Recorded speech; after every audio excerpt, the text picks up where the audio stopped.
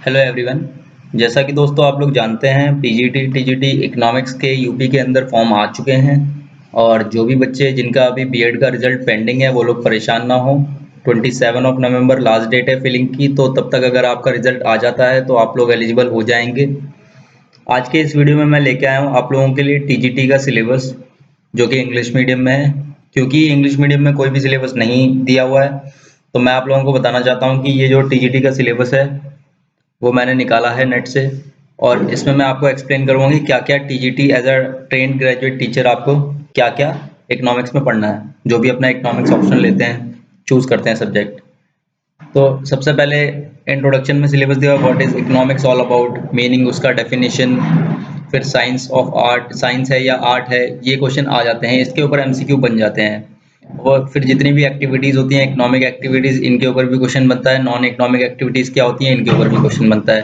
Consumption, production, distribution and capital formation, ये चारों बहुत इंपॉर्टेंट कीवर्ड्स हैं इकोनॉमिक्स के टर्म्स के, तो इन पे भी क्वेश्चन बन जाते हैं और ये माइक्रो इकोनॉमिक्स के अंदर आपको पढ़ने को मिलेगा। ठीक है। उसके बाद human resource and human capital, ये भी बहुत इंपॉर्टेंट कंसेप्ट है। इसमें आप लोग जानेंगे कि ह्यूमन रिसोर्स क्या होता है, ह्यूमन कैपिटल क्या होता है, सेक्स रेशियो, पीक्यूएलआई, जो भी इसमें आपको बताने की जरूरत नहीं है। जितने भी हमारे जो लाइफ एक्सपेक्टेंसी इंडेक्स होता है और क्या कहते हैं लिटरेसी रेट होता है, ये सारी चीज़ें इसी के अंदर आप पढ़ेंगे। ठीक है। फिर उसके ये देखिए एचडीआई और उसके कंपोनेंट्स भी सारे पढ़ेंगे। ग्रॉस एनरोलमेंट रेशियो क्या होता है, life expectancy at birth and per capita income, ये सारी चीज़ें हैं ना, ये सारी इसमें आप पढ़ेंगे।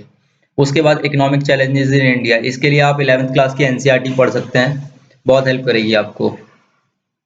तो इसमें पॉवर्टी आपको समझ में आएगा, पॉवर्टी क्या होती है, उसके टाइप क्या होते हैं, कैसे पॉवर्टी को मेजर किया जाता है। ठीक है। इंडिया में पॉवर्टी की क्या प्रोग्राम्स हैं, क्या पॉवर्टी एलिवेशन मेजर लिए गए हैं इंडिया में। अनएम्प्लॉयमेंट क्या होता है, तो अनएम्प्लॉयमेंट की मीनिंग क्या है, उसके कॉजेज क्या हैं इंडिया के अंदर। ठीक है। ये सारी चीज़ें हम लोग इसमें पढ़ेंगे। फिर गवर्नमेंट की स्कीम्स क्या हैं, गवर्नमेंट की पॉलिसीज वगैरह, population size, growth, density of population, ये सारी चीज़ें हम पढ़ेंगे। फिर daily demographical transaction, theory of demographical transaction in India, ये बहुत इंपॉर्टेंट थ्योरी है, ये हमें पढ़नी पड़ेगी। ठीक है। और पॉपुलेशन को स्टेबलाइज करने के लिए सरकार ने क्या क्या स्टेप्स लिए हैं वो भी हमें पढ़ना पड़ेगा। Food security and economic development में हम लोग फूड सिक्योरिटी का मतलब समझेंगे, सिग्निफिकेंस समझेंगे। ग्रीन रिवोल्यूशन इंडिया में कैसे आया, क्या आया, उसके बारे में पढ़ेंगे हम लोग। ठीक है। जो एलपीजी रिफॉर्म्स आए थे उसके अंदर हमने कैसे बफर स्टॉक वगैरह फूड का, हमने इतना फूड गेन कर लिया था कि हम एक्सपोर्ट करने में भी एलिजिबल हो गए थे, तो उसके लिए भी हम उसके बारे में पढ़ेंगे। सपोर्ट प्राइस क्या होता है, मिनिमम सपोर्ट प्राइस क्या होता है, पीडीएस क्या होता है। ठीक है। पब्लिक डिस्ट्रीब्यूशन सिस्टम, और ये सब चीज़ें हम लोग इसमें पढ़ेंगे। उसके बाद issues of growth and development, growth and development में हम लोग पूरा ग्रोथ एंड डेवलपमेंट क्या होता है, इफेक्ट ऑफ डेवलपमेंट और रिसोर्सेज एनवायरनमेंट, ये सारी चीज़ें।